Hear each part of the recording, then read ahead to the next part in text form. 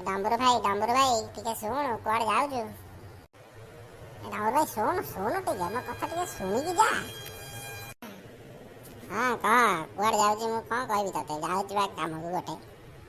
କଣ କହୁଥିଲୁ ଯେ ଏ ବର୍ଷ ତ 2024 ସରିଗଲା, 2025 ଆଇଲାଣି, କାଇଁ ଗୋଟେ ଫିଷ୍ଟ କଲେ ହୁଅନ୍ତାନି?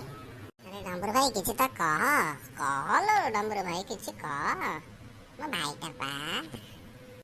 ଫିଷ୍ଟ ମୁଁ କିଛି କରିବିନି, ଜମା କରିବିନି। ଆଉ କାଇଁ କରିବୁନି କହଲୋ ଡମ୍ବରୁ ଭାଇ କହ।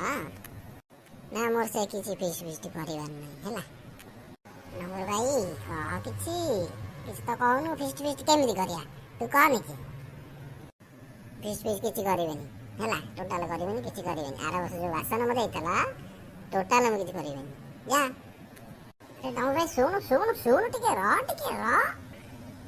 ଗଲା ଆଉ ଭାତଟା ହବ ନା ଡାଲିଟା ହବ? କିଛି ହବନି, ଭାଗ୍ୟ ତ ଖରାପ।